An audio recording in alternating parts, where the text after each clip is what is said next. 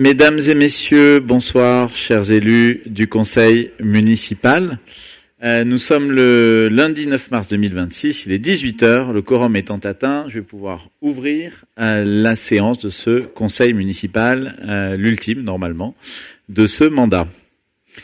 Je vous informe que M. Abadi a donné procuration à Mme Chartrain, Mme Buil à Mme Georges Guillard, M. Frulin à M. Duhamel, que Mme Monique Boson sera secrétaire de séance et je l'en remercie.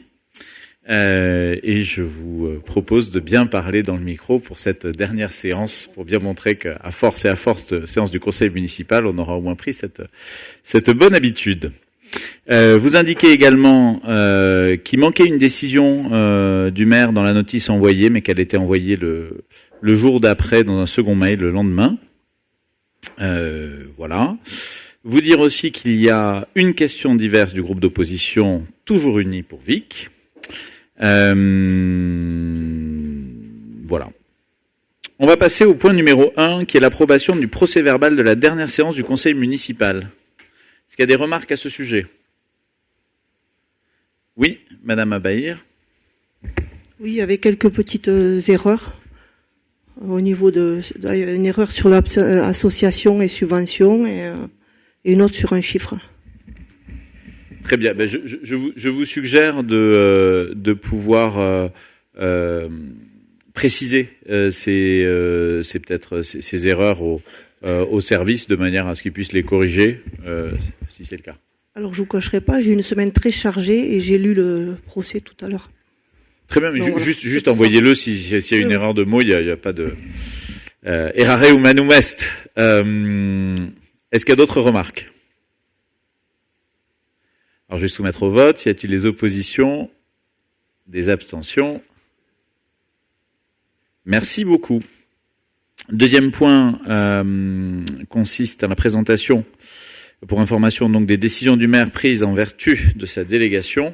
C'est toujours bizarre de le dire à la troisième personne du singulier, mais donc il s'agit d'une première décision modificative sur le budget annexe aménagement foncier, de l'attribution des marchés des prestations et services d'assurance. Bon, ça c'est rien de particulier. Et simplement la troisième en fait, c'est en fait le fait d'avancer d'une tranche le marché public. Ah, on voit que les affaires reprennent.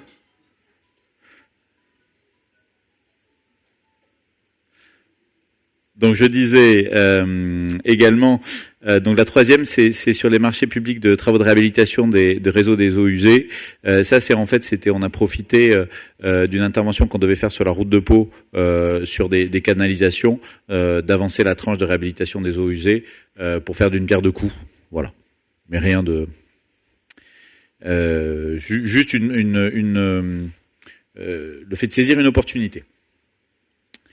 Le point numéro 3, maintenant, il s'agit d'un avenant à la convention ORT et à sa prolongation jusqu'au 31 mars 2032.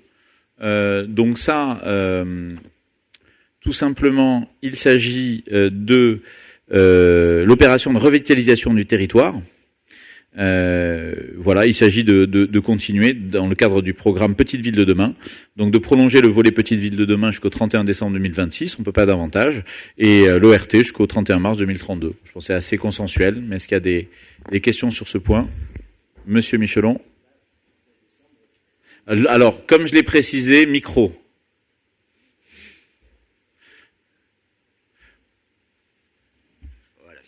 Monsieur Michelon.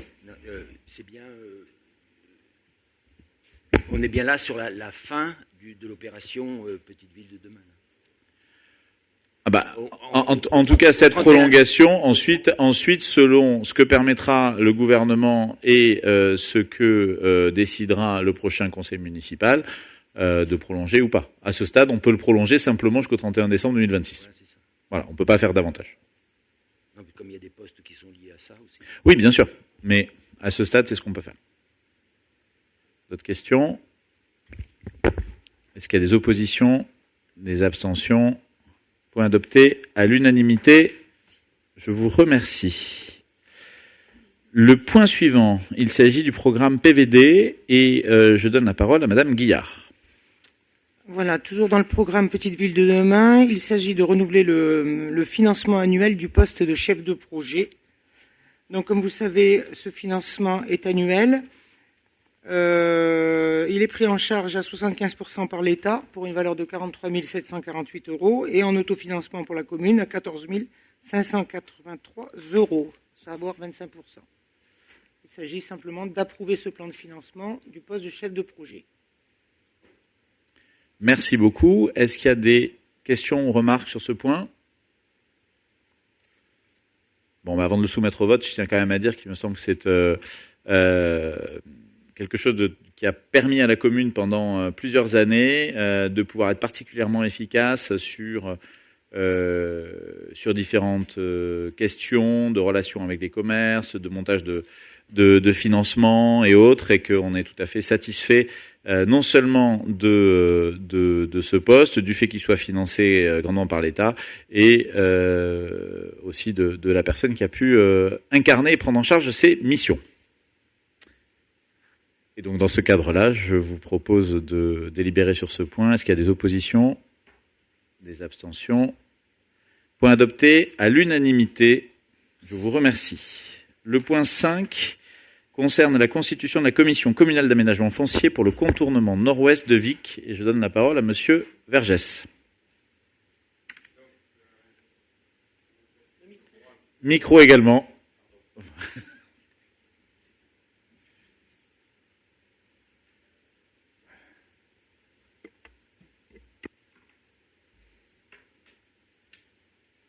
Si. S'il vous plaît. Voilà. Donc vous êtes tous au courant qu'il va y avoir bientôt une déviation nord-ouest de Vic-Bigorre. Et donc, par le fait que cette route va être mise en place, un aménagement foncier autour doit être prévu. Donc le département demande à la commune de constituer une commission communale d'aménagement foncier dans le cadre du projet de contournement routier de Vic-Bigorre, conformément à la délibération du conseil départemental du 25 juillet 2025. Cette commission, prévue par le Code rural et de la pêche maritime, a pour mission de participer à la concertation et l'instruction des projets d'aménagement foncier liés à cette opération, en lien avec les services du département. Elle sera présidée par un commissaire enquêteur et comprendra notamment des représentants du département, de la Chambre d'agriculture, des services de l'État, ainsi que des propriétaires fonciers et exploitants agricoles. La commune doit désigner trois propriétaires de biens fonciers non bâtis. Après appel à candidature, les membres proposés sont titulaire numéro 1 Jean-Christophe Cassanière, de Castaille de droite. Donc il s'agit des propriétaires et agriculteurs de ce secteur-là. Titulaire numéro 2 Anthony Labandès, Lost, et le suppléant Jean Perret de Sariac. Le conseil municipal est donc invité à constituer officiellement la commission communale d'aménagement foncier, approuver la désignation des 3 représentants communaux et autoriser M. le maire à signer les documents nécessaires à la mise en œuvre et à son fonctionnement. Merci beaucoup, M. Vergès. Est-ce qu'il y a des questions sur ce point ? Oui, M. Ginca. Bonsoir. On voulait savoir comment ont été choisis les propriétaires, s'il vous plaît. Alors, allez-y, M. Vergès. Il s'agit donc de propriétaires du secteur, c'est-à-dire dans ce secteur-là, il y a, vous êtes aperçu que donc il y a très peu de vicours, à proprement dit, mais il s'agit d'exploitants et propriétaires du secteur majoritaire dans ce secteur-là. C'est pas bien en face. Et donc, il s'agit de propriétaires qui sont majoritaires dans ce secteur-là, quoi. Il ne s'agit pas d'autre chose. Alors là, c'est uniquement donc des propriétaires exploitants désignés par la commune. Alors, la Chambre d'agriculture va en désigner d'autres. Pour aussi le dire aussi simplement, c'est les seuls qui remplissaient les critères pour être proposés et qui ont répondu à l'appel à candidature. Ouais. Voilà, donc Tout à fait. ils ont été choisis parmi les seuls qui ont candidaté et qui étaient éligibles, puisqu'il faut être propriétaire de foncier non bâti sur la commune. Est-ce qu'il y a d'autres remarques ou questions? Monsieur Michelon. Oui, j'imagine que ça va prendre effet après les nouvelles élections. Ah oui, je pense, oui. Voilà. J'ai pas le calendrier précis, mais j'imagine que la commission sera réunie après. Mais enfin, rien n'empêche, à partir du moment où on n'a pas délibéré encore, mais à partir du moment où tous les organismes auront délibéré que la commission pourrait être réunie, c'est pas à moi de dire quand elle devra se réunir. Mais j'imagine que ce sera dans plusieurs semaines. Alors, pour être plus exhaustif sur le domaine, je suis moi-même désigné par la Chambre d'agriculture. Comme ça, je ne prendrai pas la place de quelqu'un sur la commune éventuellement, quoi. Voilà. Bien, je vais soumettre ce point au vote. Y a-t-il des oppositions? Y a-t-il des abstentions? Point adopté à l'unanimité. Je vous remercie. Le point suivant est le point numéro 6 sur la mise en œuvre d'un plan d'action pour la préservation de la ressource en eau potable. Et je donne à nouveau la parole à monsieur Vergès. Alors, il est proposé que la commune s'engage dans une démarche collective de protection durable de la ressource en eau potable, bien sûr, en lien avec la communauté de communes Adour-Madiran, l'agence de l'eau Adour-Garonne et les services de l'État. Le projet s'inscrit dans le cadre du contrat eau et climat 2026-2030, qui fédère les acteurs du territoire autour des enjeux de l'eau, de la biodiversité et de l'adaptation au changement climatique. Compte tenu de la vulnérabilité des captages situés sur la plaine alluviale de l'Adour, il est proposé de mettre en œuvre un programme d'action concerté pour protéger la ressource en eau potable, d'adhérer au groupement de commandes coordonné par la CCAM pour mutualiser les études et l'animation, d'adhérer à la future convention de partenariat relative à la définition des aires d'alimentation de captage AAC et de la cartographie des risques de pollution diffuse, d'autoriser Monsieur le maire à signer l'ensemble des documents nécessaires à la mise en œuvre du dispositif et de mobiliser des aides financières prévues, 70% par l'agence de l'eau Adour-Garonne, 30% CCAM PRPDE pour l'animation et de 80 à 100% de subventions pour les études des aires d'alimentation de captage sur dérogation et selon les partenaires, agence de l'eau, Ecophyto, conseil départemental. Nous avons déjà eu, donc, pour être un peu plus explicite, nous avons déjà eu plusieurs réunions avec notre directrice générale des services à la préfecture. Et donc, il s'agit donc, quelque part, de mieux connaître la ressource telle qu'elle est aujourd'hui, puisque le captage se situe au niveau de l'Adour. Et il s'agit aussi d'être, très clair sur les éventuelles pollutions diffuses qu'il peut y avoir, agricoles ou pas. Donc voilà. Si vous avez des questions. Est-ce qu'il y a des questions sur ce point? Monsieur Michelon. C'est une petite délibération, mais c'est des grands enjeux. Bien sûr. Sur la question de l'eau. Je vous suggère micro encore une fois. Il marche. Ah, il marche très bien. Pardon, non, c'est comme vous parlez très loin du micro, votre voix porte, mais je voudrais être sûr que vous soyez bien enregistré. Pour la postérité. J'ai eu peur que vous ayez des tocs, mais non, c'est pas ça. Non. Non, je dis c'est des enjeux importants. On avait parlé dernièrement quand on avait eu le rapport de la SOR, concernant la gestion de l'eau. Et c'est nous-mêmes, on avait soulevé ce problème, effectivement, de la qualité de l'eau et de la question des polluants de l'eau. Tout à fait. Mais en même temps, on sait que c'est des enjeux de tension, certainement sur le territoire, et c'est très d'actualité actuellement. Donc je pense que c'est un point très très important qui va revenir dans les sujets dans les années à venir. Et donc effectivement ça va être traité avec beaucoup de soins, beaucoup de dialogue et de débats autour de ces enjeux. Ça va aller certainement dans le même sens que ce qui se passe à Ouzbelil.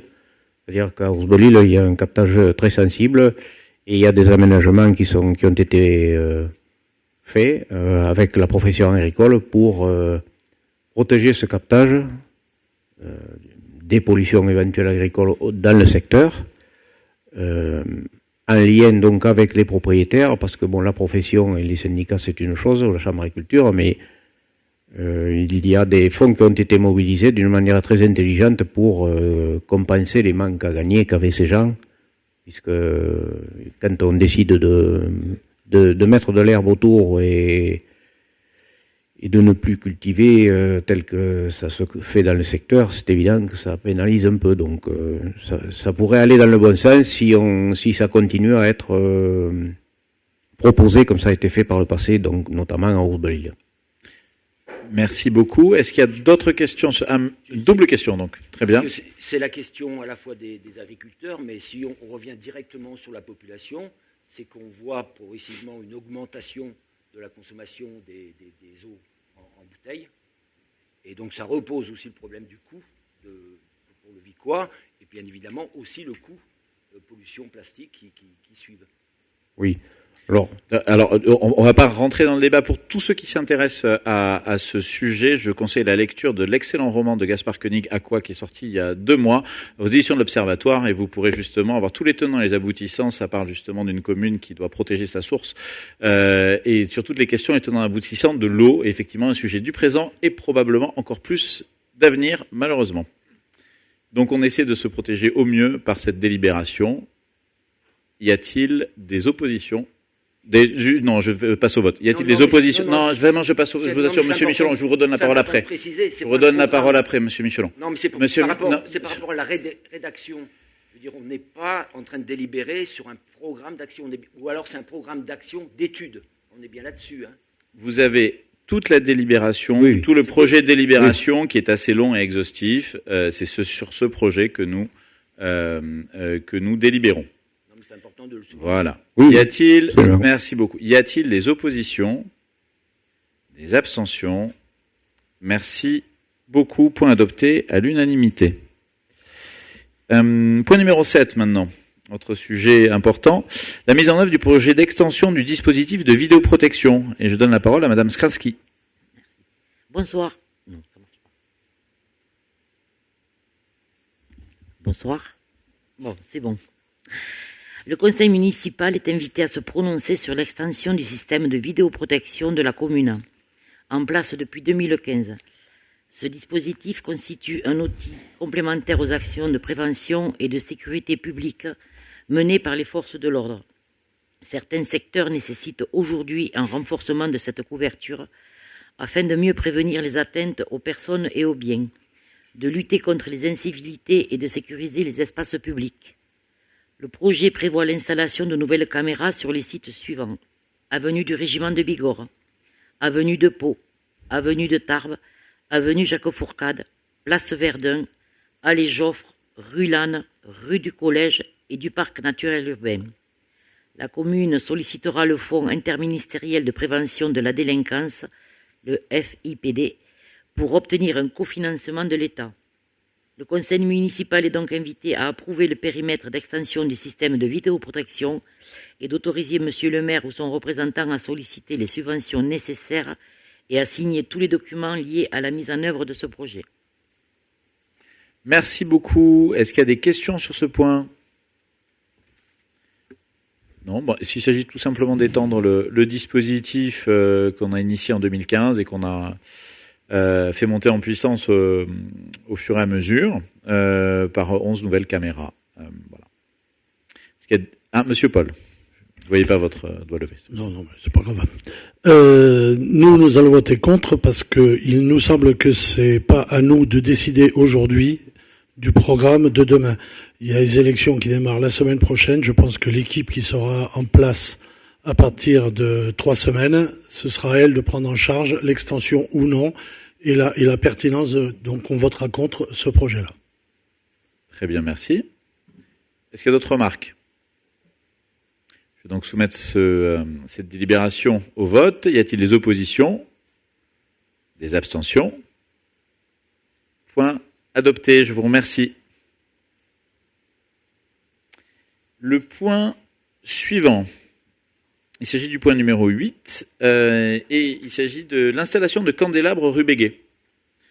Donc, je vais présenter cette délibération. Donc, il s'agit simplement de pouvoir profiter du programme éclairage public sur lequel on a été retenu, la commune a été retenue en 2025, et de pouvoir installer des candélabres rue Béguet. Donc là, il y a 1 200 € de participation du SDE et 6 000 € de la commune pour un total de 7 200 €.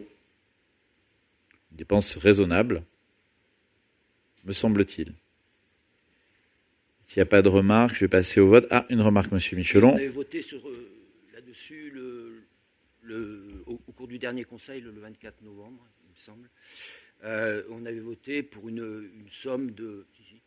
Pas sur la rue Béguet, hein, pas sur l'installation. Non, pas sur la rue Béguet. Voilà, on avait voté pour l'ensemble du programme pour une somme de 19 000 €. Je voulais juste savoir si ça, c'est en dehors de ce projet en plus, ou ça s'intègre, parce que je trouve que effectivement, ça mange déjà une bonne partie. C'est en plus. C'est en plus. D'accord. Voilà. Est-ce qu'il y a des oppositions? Des abstentions? Point adopté à l'unanimité. Merci beaucoup. Le point suivant, le point 9, sur lequel je vais vite, il s'agit simplement d'une évolution des statuts du SDE sur lequel il nous demande de nous prononcer. Et je fais confiance au président du SDE pour avoir changé raisonnablement ses statuts. Est-ce qu'il y a des questions ou des remarques? S'il n'y en a pas, je vais passer au vote. Est-ce qu'il y a des oppositions, des abstentions? Point adopté à l'unanimité. Merci beaucoup. Par ailleurs, le point numéro 10 sur Enedis, c'est une convention de servitude pour l'enfouissement de lignes rue du Chemin Vert. Donc je ne sais pas si vous avez le plan avec vous.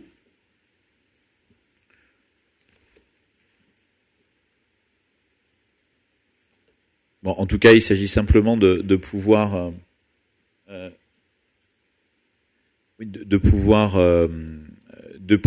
délibérer sur la servitude pour enfouir les lignes rue du Chemin Vert. Enfin, rien de quelque chose de tout à fait normal. Par rapport à votre première observation, est-ce que là, il y a une étude qui a été faite pour pouvoir éventuellement, s'il y a intérêt à regrouper un certain nombre de travaux, ou est-ce qu'il y a des réseaux d'eau dessous? Là, en tout cas, il n'y a pas eu de synergie possible portée à ma connaissance, en tout cas. Je vais soumettre ce point au vote. Y a-t-il des oppositions? Des abstentions? Merci beaucoup. Point adopté à l'unanimité. Point numéro 11. Maintenant, il s'agit de l'acquisition de parcelles cadastrées chemin Larouméga. Je donne la parole à Madame Chartrain. Oui, le chemin Larouméga, pour ceux qui ne connaissent pas, se trouve au sud de la commune. Il est proposé l'acquisition par la commune de la parcelle cadastrée BC numéro 387 d'une superficie de 163 m² située chemin Larouméga. Cette parcelle correspond à une emprise de voirie réalisée en 2005 dans le cadre de la création d'une voie reliant l'avenue Claude Chalin à la rue du Baradin. La propriété appartient aux consortières dont la succession est désormais réglée, ce qui permet la régularisation foncière. Un accord amiable a été trouvé sur le prix de 3 € du mètre carré, soit 489 € au total, les frais de notaire et le bornage étant à la charge de la commune. L'opération vise à intégrer officiellement cette portion de voirie au domaine public routier communal. Donc, le conseil municipal est donc appelé à approuver l'acquisition de la parcelle BC numéro 387, la classer dans le domaine public routier et autoriser M. le maire à signer l'acte de vente et documents afférents. Merci beaucoup. Bon, vous avez compris, c'est une pure régularisation. Hein, c'est déjà de la route. Hein, c'est déjà de la voirie. Monsieur Michelon. Sauf erreur de ma part ou absence, je n'ai pas vu Mme Chartrain, vous avez peut-être confirmé, je n'ai pas vu ce dossier traité dans la commission urbanisme. C'est un vieux dossier et c'est simplement l'accord sur le prix qui a été trouvé. C'est le formalisme simplement. Merci. Je vais le soumettre au vote. Y a-t-il des oppositions? Des abstentions? Merci beaucoup. Le point suivant, encore une acquisition de parcelles, impasse Lautré-Amont. Je donne la parole à Madame Chartrain. L'impasse Lautré-Amont se situe à côté du quartier senior dans les Baradas. Il est proposé l'acquisition par la commune de 3 parcelles cadastrées DD numéro 366, 577 et 578, situées impasse Lautré-Amont au lieu-dit La Ville, pour une superficie totale de 704 m². Ces terrains, classés en zone urbaine constructible U1D du PLUI à Dourmaliran, sont viabilisés et appartiennent au consort Courtis. Une proposition de vente a été acceptée au prix global de 30 000 €, soit 42,61 € du mètre carré. Leur proximité immédiate du quartier senior existant présente un intérêt stratégique pour la commune en vue d'un futur projet d'intérêt collectif. Il est proposé d'approuver l'acquisition des parcelles concernées, d'autoriser M. le maire à signer l'acte de vente et les documents afférents et imputer la dépense au budget annexe aménagement foncier.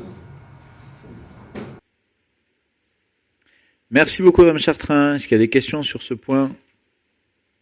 Oui, Monsieur Juncker. Pardon. Nous allons nous abstenir sur ce point aussi parce qu'on trouve pas tellement judicieux, si proche des élections municipales, de faire cette acquisition. Je pense que nous pensons que le choix aurait pu être laissé à la prochaine municipalité. Très bien, merci. Une autre remarque? Même observation. Monsieur Michelon. Madame Chartrain va me le dire, sauf erreur de ma part ou absence, ça n'a pas été vu en commission. Non, on n'a pas vu. Ouais. Donc, je trouve effectivement à ce titre-là. Et en plus, on aimerait avoir quelques précisions sur le projet d'intérêt commun. L'intérêt, il est sans être trop flou. Non, c'est à proximité immédiate du quartier senior, donc on a beaucoup de demandes sur ces logements, donc je trouve que c'est judicieux de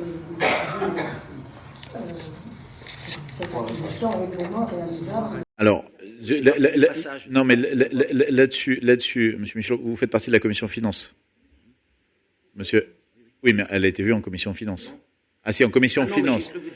En commission finance, pardon, en commission finance, ça a été vu, donc c'est pour ça. Ah, commission finance, oui. Voilà, en commission finance, donc vous faites partie, n'est-ce pas? Oui, oui. Voilà. Et moi, je pose la question de la commission urbanisme. J'ai bien compris, c'est pour ça que celle-là qui est importante. Bon, alors moi, je pense que la commission finance est aussi importante, mais, non, mais en tout cas, il me semble-t-il. Toujours est-il que c'est tout simple. Il s'agit simplement d'une parcelle contiguë au quartier senior, sur lequel un accord a été trouvé sur le prix, à un prix de marché de 42 € le mètre carré, et donc on saisit cette opportunité. Enfin, la commune saisit cette opportunité, mais ça permettra à la future équipe de pouvoir ou non construire dessus. Mais en tout cas, elle aura le libre choix. Oui, vous comprenez. Voilà. Pardon. Vous savez, je vous redonne la parole. Voilà.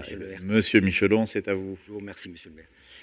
Alors, la municipalité commence à avoir un foncier important, souvent avec des projets un peu imprécis, on va dire. C'est pour ça aussi qu'on est attentif à quel projet, effectivement, est-ce que c'est de la voirie, est-ce que c'est de l'habitat, quel type d'habitat. Ça, alors là, c'est contigu à un projet très précis et actuel, qui est le quartier senior, qui est rempli depuis son ouverture et dont les résidents, me semble-t-il, sont satisfaits. Et évidemment, il semblerait que ça puisse permettre à l'avenir une extension de ce quartier senior, mais c'est le projet le plus naturel. Mais après, il sera soumis aux prochaines délibérations du prochain conseil municipal. C'est bien pour ça que l'aspect commission urbanisme est une étape qu'il ne faut pas sauter. Enfin, des commissions ne sont pas des commissions. Mais là, il ne s'agit pas de faire un projet. Il s'agit simplement, on est d'accord sur, vous savez, on est d'accord sur la chose et le prix, et donc voilà. Comme dossier. Voilà. Très bien. Est-ce qu'il y a d'autres remarques? Allez-y, Monsieur Michelon. Remarque, il faudrait peut-être se pencher sur la parcelle 632, qui ne fait pas partie de ce lot. Eh bien, écoutez, ceux qui devront s'y pencher s'y pencheront. Est-ce qu'il y a encore une autre remarque? Parce qu'à force de se pencher, risquerait de s'épancher. Je vais donc soumettre cette délibération au vote. Y a-t-il des oppositions, des abstentions? Donc une opposition et plusieurs abstentions. C'est ça, une opposition, hein, très bien. Point adopté. Merci beaucoup. Le point suivant, point 13, concerne l'approbation du projet de mise à jour du guide de l'urbanisme. Je donne la parole à Madame Chartrain. Le conseil municipal est invité à approuver la mise à jour du guide pratique de l'urbanisme de la commune initialement élaboré en 2019. Cette révision vise à intégrer les évolutions du code de l'urbanisme et à le rendre conforme au PLUI à Dourmadiran, approuvé le 25 novembre 2021 et modifié le 9 octobre 2025. Ce guide pédagogique est destiné à accompagner les administrés et les professionnels dans leur démarche et à faciliter la préparation des autorisations d'urbanisme. Sa rédaction, réalisée en interne, permet une meilleure lisibilité des règles locales et une adaptation aux spécificités du territoire. Cette initiative s'inscrit dans la volonté municipale d'améliorer l'information du public, de sécuriser les projets et de valoriser le cadre de vie et la qualité architecturale de Vic en Bigorre. Le conseil municipal est donc invité à approuver le contenu du nouveau guide de l'urbanisme et à autoriser M. le maire ou son représentant à mettre en œuvre les dispositions nécessaires à son application. Merci beaucoup. Y a-t-il des questions sur ce point? Monsieur Gincard.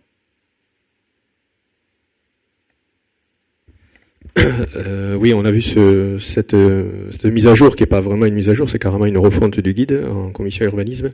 Et simplement, on voulait féliciter les services pour le travail qu'ils ont fait parce que ce guide est vraiment très très bien. Et bon, il est un peu technique, c'est vrai, mais il est vraiment très bien réalisé et bravo aux services pour leur boulot. Merci beaucoup. Est-ce qu'il y a d'autres remarques? Bien, je vais soumettre cette mise à jour du guide avec évidemment en remerciant les services pour leur travail et puis également les élus, notamment l'adjointe en charge de l'urbanisme, pour son initiative et la supervision de ce travail. Y a-t-il des oppositions? Des abstentions? Point adopté à l'unanimité. Je vous remercie. Le point suivant, point 14, concerne la taxe foncière sur les propriétés bâties. Donc vous vous souvenez, on avait voté en 2023 pour l'année 2024 l'exonération de la taxe foncière pour les logements achevés depuis plus de 10 ans qui avaient fait des dépenses de rénovation énergétique. C'est une exonération pendant 3 ans. Il se trouve qu'on ne l'a pas voté l'année suivante, ce que j'avoue est un oubli de notre part, en tout cas de ma part. Et donc je vous propose de faire poursuivre ce dispositif en faveur pour aider ceux qui le souhaitent à rénover énergétiquement leur logement et on a besoin que les logements puissent, enfin ceux qui le nécessitent, puissent se rénover à Vic. Je tiens à dire qu'on ne sait pas combien de logements ont été concernés sur l'année 2024 par ce dispositif, mais ce qu'on peut dire, c'est que on n'a pas vu la différence en termes de recettes fiscales, donc on pense qu'il n'y a pas beaucoup de logements qui l'ont été. Voilà. Donc on peut le faire en étant prudent, puisque sur l'année 2024, on n'avait pas vu d'écart significatif sur les recettes fiscales correspondant à la taxe foncière des propriétés bâties. Est-ce qu'il y a des questions sur ce point? Je vais le soumettre au vote. Est-ce qu'il y a des oppositions? Des abstentions? Point adopté à l'unanimité. Je vous remercie. Le point numéro 15 maintenant. C'est la création d'un poste d'attaché territorial et je donne la parole à Madame Guillard. Voilà, ça porte sur la création d'un emploi permanent d'attaché territorial à la demande de l'agent considéré d'être nommé sur ce grade-là. Il appartient donc au conseil municipal, compte tenu du poste occupé par l'agent et des missions dévolues à ce poste, de modifier le tableau des effectifs pour permettre la nomination de cet agent inscrit sur les listes d'aptitude suite à la réussite à un concours. En résumant, passer en catégorie A, aujourd'hui cet agent qui est en catégorie B, mais du fait de la réussite de son concours, on la passe en catégorie A, sans modifier les effectifs naturellement des agents de la commune. Merci beaucoup. Est-ce qu'il y a des questions sur ce point? En tout cas, on peut féliciter l'agent qui a réussi son concours. Et donc, je vais soumettre la délibération au vote du conseil municipal. Y a-t-il des oppositions? Des abstentions? Point adopté à l'unanimité. Je vous remercie. Le point numéro 16 concerne les modalités de mise à disposition des véhicules municipaux. Voilà, donc là, vous savez, c'est un point qu'on vote tous les ans sur les modalités de mise à disposition des différents véhicules communaux qui sont propriété de la commune, hein, donc qui sont à l'actif de la municipalité et qui ne concernent que des agents. Est-ce qu'il y a des questions sur ce point? Monsieur Michelon. Je pense que c'est un sujet aussi, vous savez qu'il y a un point sensible dans ce domaine-là, qui est celui de l'attribution du véhicule de fonction au DGS. Je pense qu'il aurait été naturel de laisser cette délibération à la prochaine municipalité, de façon qu'il puisse trancher sur ce dossier sur lequel on est revenu plusieurs fois. Enfin, il faut rappeler que l'attribution d'un véhicule de fonction à un DGS n'est autorisée que pour les communes de plus de 5000 habitants.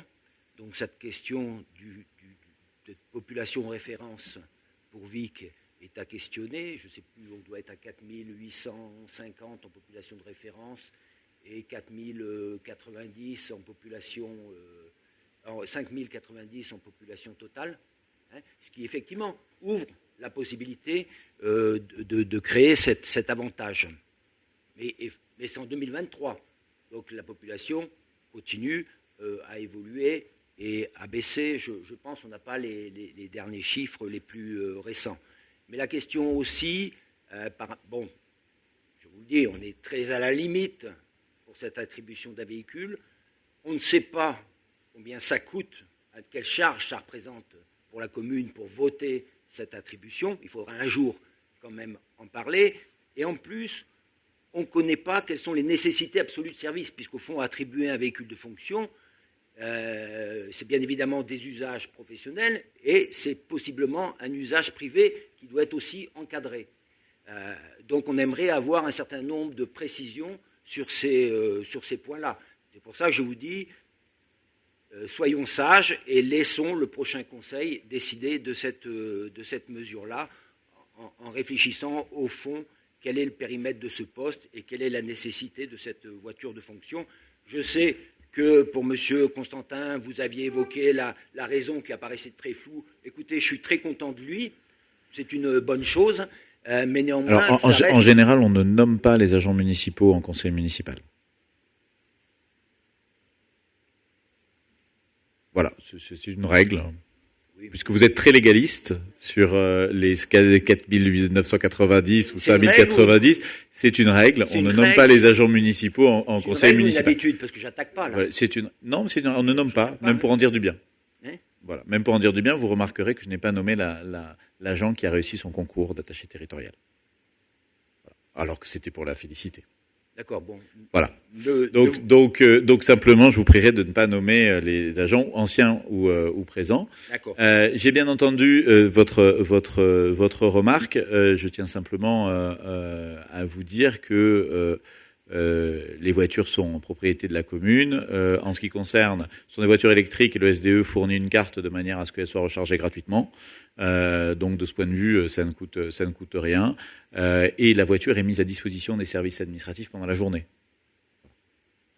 C'est-à-dire des autres services de la commune.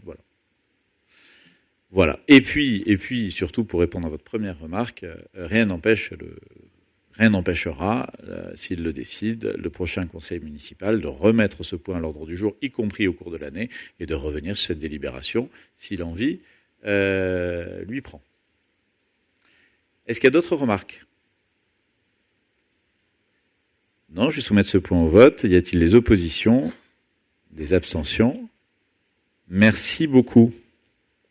Enfin, point 17, dernier point de ce conseil municipal, le débat annuel sur la formation des élus. Et je donne la parole à Madame Guillard. Voilà. Considérant la volonté de la commune de permettre à ses élus d'exercer au mieux les missions qui leur sont dévolues dans le cadre de leur mandat, ce droit à la formation est ouvert dans les conditions suivantes, donc vous les avez sur la liste. Le conseil municipal, en date du 15 juillet 2020, a délibéré sur l'exercice du droit à la formation de ses membres et déterminé les orientations et les crédits ouverts à ce titre. On dispose aussi d'un tableau récapitulant les actions de formation des élus financés par la commune et annexé au compte administratif. Il donne lieu à un débat annuel sur la formation des membres du conseil municipal. Considérant qu'en 2025, il n'y a pas eu de formation financée par la commune, il est proposé à l'Assemblée de prendre acte de la tenue de ce débat. Y a-t-il des questions? Monsieur Michelon. Franchement, je me demande ce que ça fait là aussi. On va changer l'équipe, et donc la question, elle va se poser pleinement en début, parce que c'est le moment important où on forme les élus. Et là, on arrive en fin de mandat, et on débat sur la formation des élus en sachant quand 2020, 2021, 2022, 2023. Il n'y a pas eu de formation de fait. Hein, c'était ou alors. Alors, Monsieur Michelon. Ou très peu. Je trouve vraiment c'est un point qu'on ne devrait pas traiter là maintenant. Enfin, alors, écoutez. On voit très bien qu'il y a des routines qui sont des routines absurdes. Alors, il y avait d'autres points qu'on aurait dû traiter. Mais Monsieur Michelon, ces routines absurdes qui effectivement ne sont pas primordiales dans le cadre de fonctionnement d'une mairie, vous qui êtes extrêmement légaliste sur la base des 5000 personnes, sont en réalité une nécessité de débattre sur la formation passée, sur le fait qu'il n'y en ait pas eu l'année dernière. Donc en fait, vu que ça concerne ce conseil municipal, il nous semblait normal de le délibérer là-dessus. Mais c'est purement formel, j'en conviens tout à fait, mais c'est une façon de pouvoir, même dans les détails les plus insignifiants, les plus formels, être à jour de tout ce que ce conseil municipal devait faire. Non, mais moi, allez-y, mais c'est pas... Oui, je parle de la délibération, je ne parle pas du sujet de la délibération. La question de la formation des élus est essentielle. Non, notamment... c'est la délibération, c'est-à-dire le conseil municipal doit prendre acte du fait qu'il n'y a pas eu de délibération, il n'y a pas eu de formation des élus à l'année 2025. C'est ça, en fait, ce qu'on fait. Oui, mais... Et donc, ça concerne le passé, ça ne concerne pas la future. Non, mais on pourrait tout à fait délibérer sur le fait pourquoi il n'y a pas eu de formation. Non, on peut en discuter, mais écoutez, je vais soumettre en tout cas cette délibération au vote. Y a-t-il des oppositions? Y a-t-il des abstentions? Point adopté à l'unanimité, je vous remercie. Ah non, alors non. Voilà. Point adopté donc. Questions diverses du groupe Toujours Unis pour Vic. Monsieur Paul. En cette année d'élection municipale, nous vous avons demandé par courrier le 20 janvier dernier de mettre au vote pour approbation le compte administratif 2025 avant le scrutin de mars 2026. Un grand nombre de municipalités responsables l'ont déjà fait. Nul ne sait de quoi demain sera fait et elles ont voulu ainsi permettre au conseil municipal nouvellement élu d'avoir une vision précise et sincère sur les équilibres financiers de la municipalité pour faciliter la prise en main des manettes de la commune. Vous êtes responsable avec votre majorité de la dégradation de la situation financière de la commune de Vic-Bigorre avec un endettement élevé, une épargne faible et des dépenses excessives. À ce jour, les citoyens, les élus sont dans l'incapacité d'évaluer la santé financière de la municipalité en raison d'un manque de transparence sur la réalité des chiffres. Pouvez-vous justifier votre absence de réponse à notre demande? Au conseil municipal du 24 novembre 2025, vous aviez déjà ignoré le vœu adressé par notre groupe pour la réalisation d'un audit financier de fin de mandat. Oui, alors, en fait, votre question me confirme pourquoi je n'ai pas souhaité mettre à l'ordre du jour le ROB, le compte administratif, C'est tout simplement que, vous voyez, vous dites que les finances de la commune sont dans un mauvais état, elles sont dégradées, etc. Alors que c'est pas du tout le cas. Et vous voyez que vous instrumentalisez, même dans le cadre de ce dernier conseil municipal, alors que ni vous ni moi n'êtes candidat aux prochaines élections, vous voyez que vous instrumentalisez. Donc j'ai souhaité que ce rapport d'orientation budgétaire ainsi que le compte administratif ne soit pas un prétexte pour les différentes listes pour essayer d'instrumentaliser des chiffres qui en toute objectivité et l'avenir, quand on se retournera justement sur cette période, le montrera bien, sont tout à fait positifs pour la commune. Sur ce point, sur le point de est-ce que la future équipe aura tout en main pour prendre la suite, évidemment, puisque tout ça est prêt.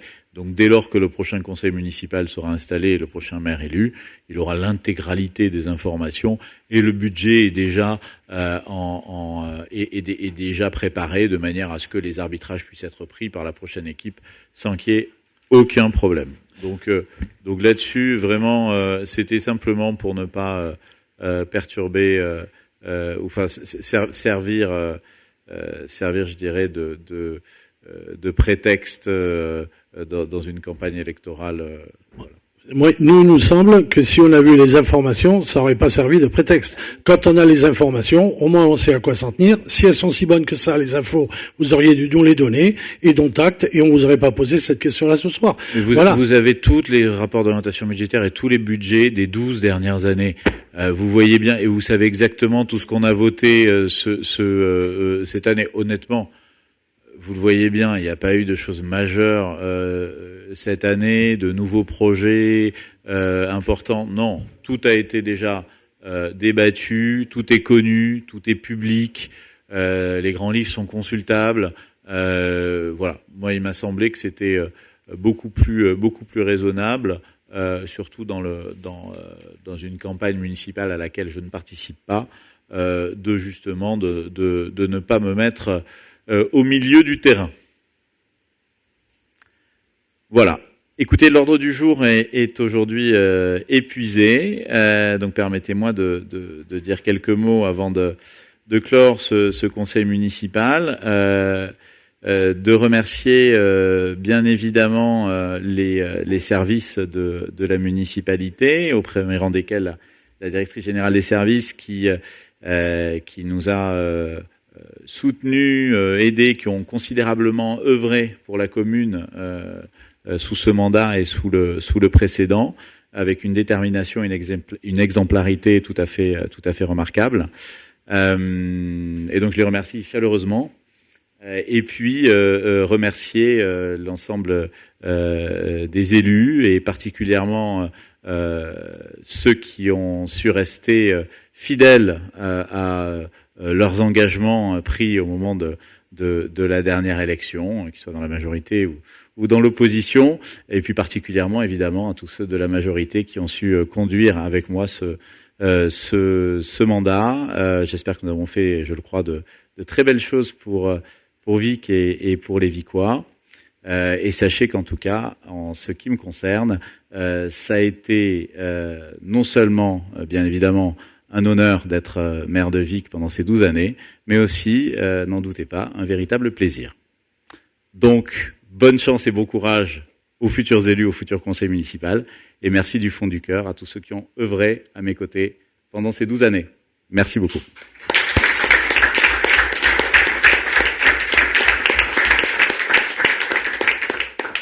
Et le conseil municipal est clos.